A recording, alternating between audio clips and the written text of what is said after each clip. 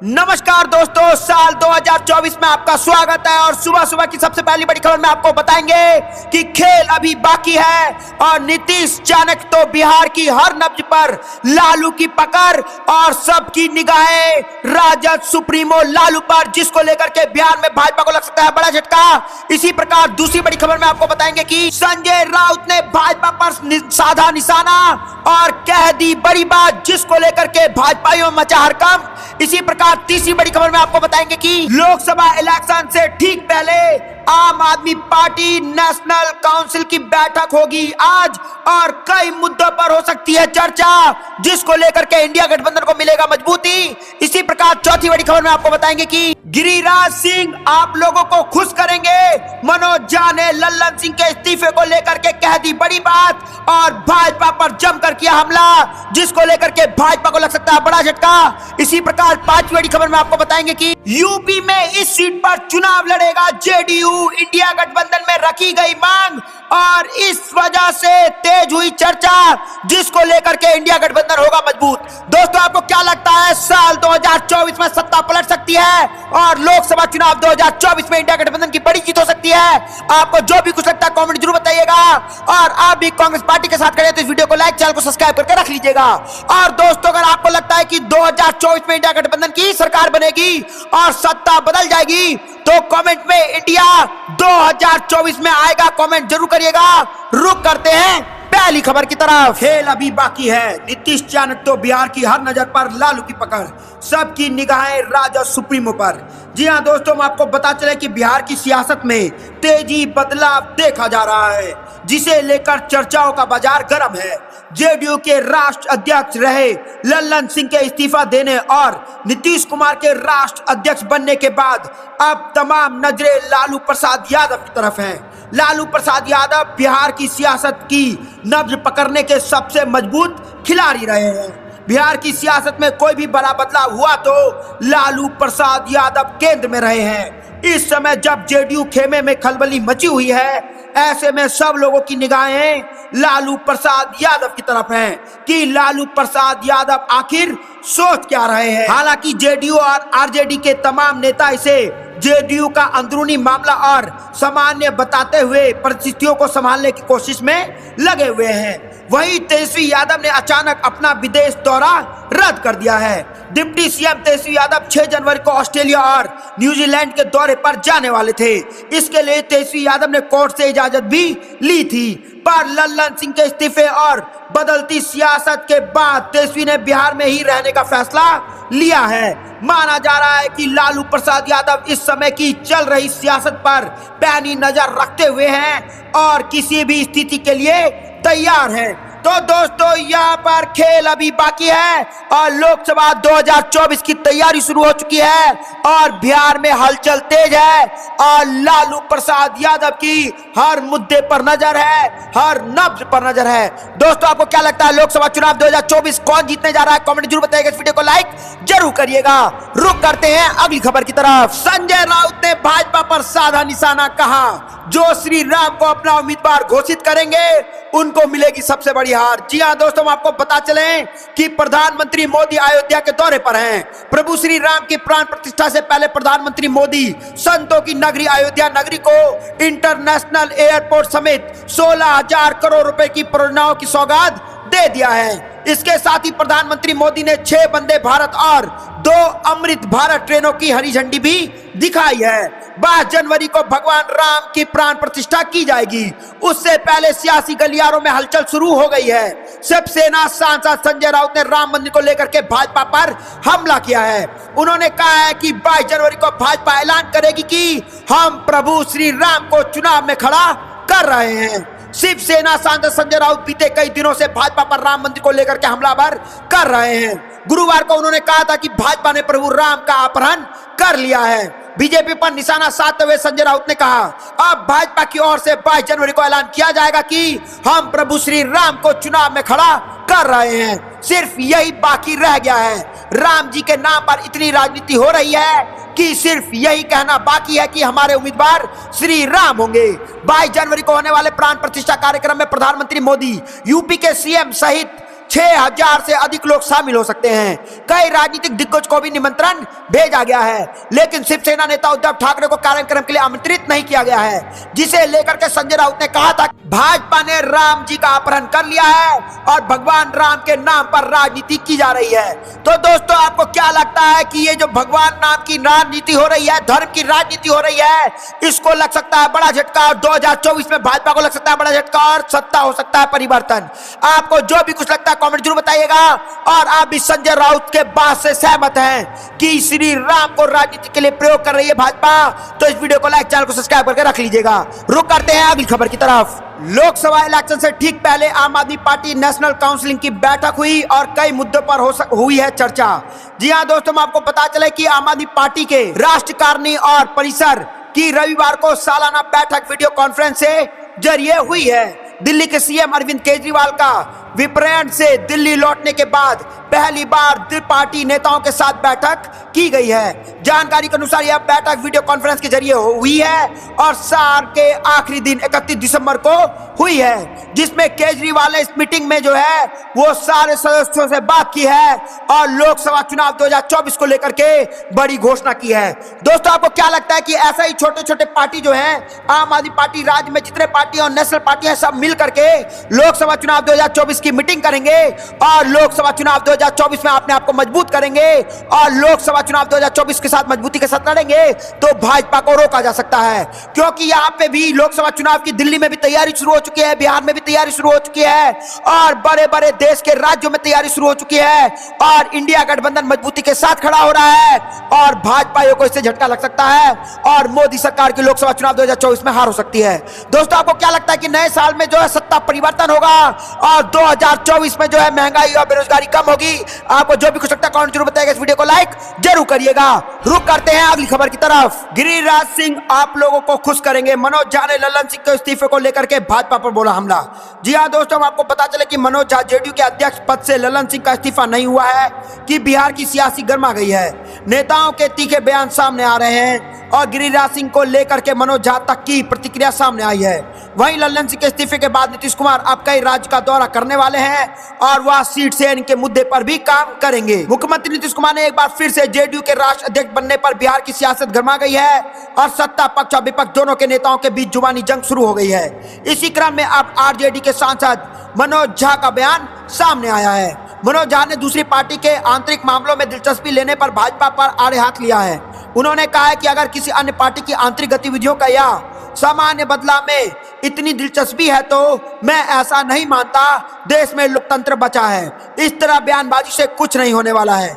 मनोज झा ने कहा कि मैं जेपी नड्डा के बाद पहले भाजपा अध्यक्ष के लिए इतनी ही दिलचस्पी चाहता हूं। लल्लन सिंह अपने इस्तीफे के लिए पहले से ही कह रहे थे, वह दूसरे मुद्दे पर फोकस करना चाहते हैं, इसलिए इस तरह के फैसले लिए गए हैं। भाजपा में बिहार को लेकर के थोड़ी बेचैनी है। हमारे नेता तेजस्वी यादव ने भी दूध का दूध और पानी का पानी कर दिया है और सब कुछ ठीक है, फिर भी भाजपा को इतनी दिलचस्पी आखिर क्यों है? तो दोस्तों, यहाँ पर भाजपा को घेर लिया है मनोज झा ने और साफ साफ कह दिया है कि आरजेडी जेडीयू एक साथ है, इंडिया गठबंधन के हर एक पार्टी, हर एक दल एक साथ है, तो आखिर भाजपा को मिर्ची लग क्यों रही है और वो इतना दिलचस्पी ले क्यों रही है? और जितने गोदी मीडिया हैं वो आखिर बिहार की सत्ता में बदलाव क्यों चाहते हैं? ऐसा न्यूज में दिखा क्यों रहे हैं? क्योंकि ऐसा कुछ है ही नहीं। दोस्तों, आपको क्या लगता है कि ये सिर्फ एक एजेंडा बनाया जा रहा है कि बिहार में सत्ता गिरने वाला है, लेकिन एजेंडा कुछ और है और लोकसभा चुनाव में मोदी सरकार को लगने जा रहा है बड़ा झटका और इंडिया गठबंधन मजबूती के साथ लड़ेगा और इंडिया गठबंधन की होगी जीत? आपको जो भी कुछ लगता है कमेंट जरूर बताइएगा। इस वीडियो को लाइक जरूर करिएगा। रुक करते हैं अगली खबर की तरफ। यूपी में कई सीटों पर चुनाव लड़ेगा जेडीयू, इंडिया गठबंधन में रखी मांग और इस वजह से तेज हुई चर्चा। जी हां दोस्तों, हम आपको बता चले कि आगामी लोकसभा चुनाव के लिए भाजपा के खिलाफ विपक्ष ने अपनी तैयारी को तेज कर दिया है। जेडीयू ने भी आगामी चुनाव के लिहाज से कई बदलाव किए हैं। पार्टी की कमान अब लल्लन सिंह की जगह बिहार के मुख्यमंत्री नीतीश कुमार के हाथ में चली गई है। इसका फैसला दिल्ली में हुए राष्ट्रीय कार्यकारिणी की बैठक में लिया गया है, लेकिन अब ऐसा तस्वीर सामने आई है जिससे जेडीयू के यूपी में चुनाव लड़ने की चर्चा तेज हो गई है। दल की सीटों पर अपना उम्मीदवार उतारे थे। तब पार्टी ने जौनपुर में मलहनी से धनंजय सिंह को अपना उम्मीदवार बनाया था। हालांकि धनंजय सिंह को इस सीट पर हार का सामना करना पड़ा था। तो दोस्तों यहाँ पर लोकसभा चुनाव की तैयारी में आ चुकी है जेडीयू और यूपी से एक सीट पर लग सकती है चुनाव और इंडिया गठबंधन में रखी गई है मांग, जिसको लेकर के उत्तर प्रदेश में भी इंडिया गठबंधन हो मजबूत और भाजपा को लगे बड़ा झटका। दोस्तों आपको क्या लगता है लोकसभा चुनाव 2024 में किसकी जीत होगी? कमेंट जरूर बताइएगा। इस वीडियो को लाइक जरूर करिएगा। दोस्तों अब हम आपको ओपिनियन पोल दिखाने जा रहे हैं कि आखिर जनता की क्या राय है और लोकसभा में इंडिया वर्सेस एनडीए किसकी जीत होने जा रही है और कौन बनने जा रहा है प्रधानमंत्री। आइए जनता की बात सुनते हैं। और दोस्तों जनता की बात से याद है कि आपका कमेंट भी इस चैनल के लिए बहुत जरूरत है, क्योंकि आपके कमेंट करने से ही पता लगता है कि कौन जीतेगा चुनाव, क्योंकि आपका हर एक कमेंट जो है वो ओपिनियन पोल के लिए यूज होता है। तो दोस्तों कमेंट में बताइएगा कि इंडिया वर्सेस एनडीए लोकसभा चुनाव 2024 में किसकी जीत होगी? कमेंट में जरूर बताइएगा। इस वीडियो को लाइक जरूर करिएगा। देखिए पूरे ओपिनियन पोल को। बाजी करते हैं, बाकी दिखाओ कुछ नहीं करते हैं। राहुल की गारंटी पसंद है, मोदी की नहीं। बिल्कुल राहुल की गारंटी पसंद है, मोदी की नहीं। मोदी देखा जा रहा है ना, हाँ। हर जगह देखा जा रहा है, कहीं नहीं देखा जा, चाहे यूपी हो चाहे केंद्र हो, हर जगह उनका देखा जा रहा है। काम सही नहीं उतरा, काम बिल्कुल नहीं हो रहा भाई। अच्छे दिन नहीं रहा है, बिल्कुल नहीं आए अच्छे दिन नहीं आए, बिल्कुल नहीं आए।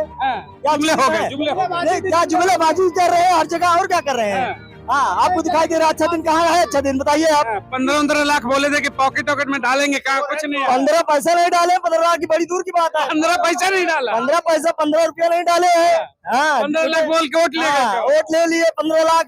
वहाँ राजस्थान राजस्थान में बोले थे, राजस्थान में बोले थे कि 5 रुपया जो है गैस कर देंगे, 500 रुपया। वहाँ अभी आज भी 1000 रुपया उसी वोट जीते हैं वहाँ के। विश्वास नहीं रह गया, विश्वास नहीं रह गया। छत्तीसगढ़ में हुआ, चाहे राजस्थान में, हर जगह चोरी बात। ये क्या करें सर, जिस तरीके से वादे बड़े बड़े मंचों से होते हैं, फिर से इंतजार है 15 लाख का।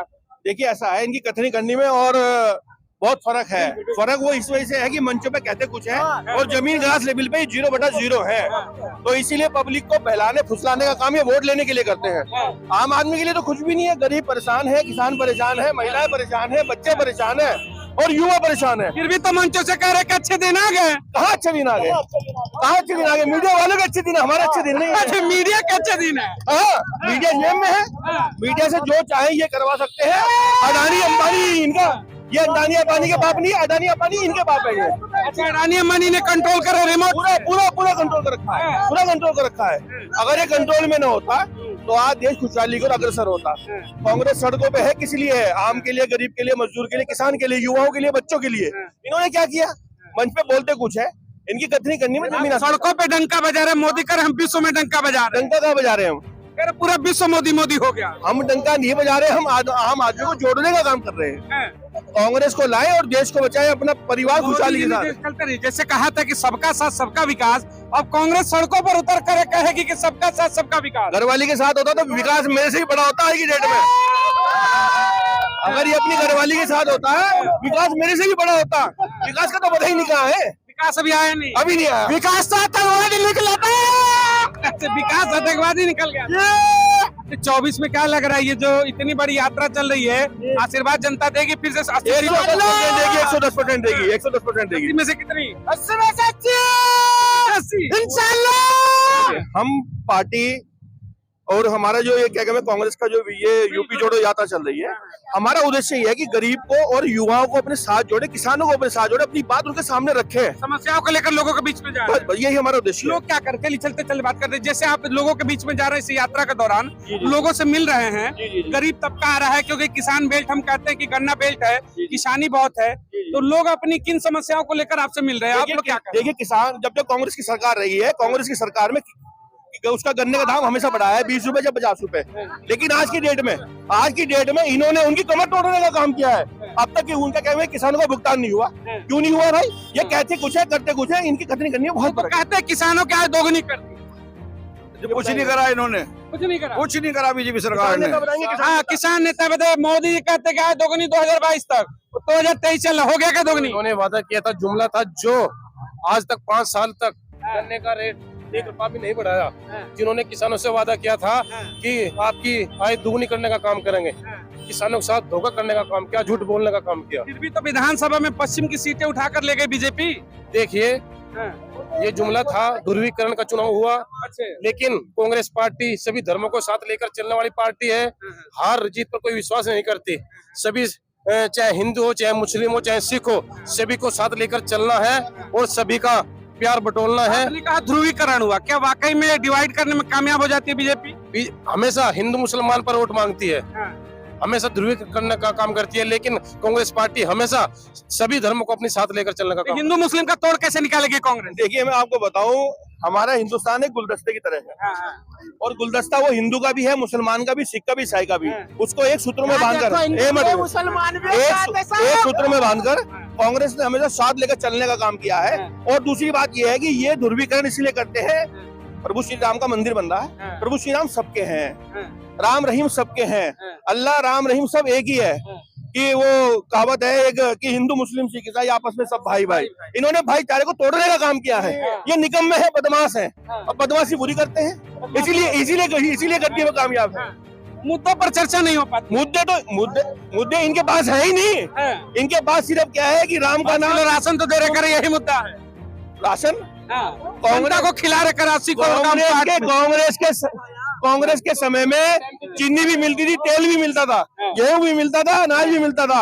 इसमें क्या है? क्या है? अरे मोदी है तभी अनाज मिल रहा है, तो कहाँ मिल पाता है? मोदी है, मुमकिन है, इसमें कोई दो राय नहीं है। और वो करके दिखा रहा है। इनका वो बेड़ा गर्क होगा, लेकिन ये इन्हें पानी नहीं मिलेगा। आने वाली जो जनता है जो वोट करेगी, और ये ध्रुवीकरण जो करने का काम करते हैं, सबको बांटने का काम करते हैं, और जो ईवीएम का जो बहुत बड़ा इन्होंने परकोंडा अपने हाथ में रखा हुआ है, वो कहीं ना कहीं इनकी जीत का कारण है। ईवीएम पर क्या कहेंगे? बैलेट से करेंगे या फिर ईवीएम पे ही लड़ेंगे बीजेपी? चुनाव हमेशा इस बार बैलेट से होना चाहिए, तो इन्होंने अपने औकात का पता चल जाएगा। बिल्कुल पता चल जाएगा। होता तो बीजेपी का सुपड़ा साहब बिल्कुल साफ, बिल्कुल साफ। और अगर नहीं होता तो फिर कैसे लड़ेगी कांग्रेस आखिर? देखिए, बुराई का हमेशा अंत होता है। इनका घड़ा भर चुका है और ये फूटने वाला है।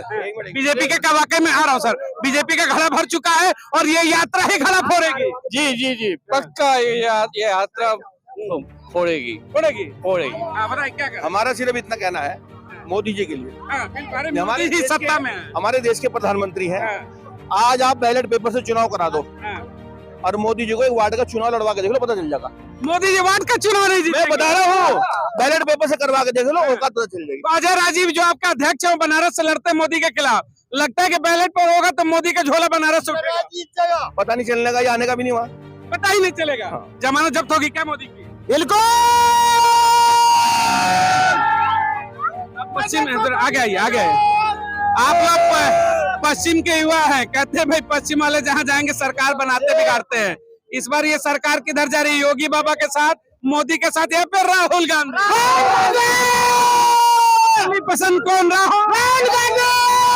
सरकार किसकी? इंडिया गठबंधन, इंडिया जोड़ो। हाँ, यूपी भी जुड़ेगा, पूरी इंडिया जुड़ेगी। अब इसमें कांग्रेस की वापसी होगी इंशाल्लाह। अच्छा, बार बार जो सरकारें कहती युवाओं को हम रोजगार देते, क्या कहेंगे रोजगार के ऊपर? रोजगार तो पढ़े लिखों को नहीं मिला, हम तो मजदूर हैं, तो क्या मिलेगा? काम धंधे भी नहीं है, कुछ नहीं है। अरे अच्छे दिन दे दिए, मजदूरों को काम दे दिए बहुत सारे।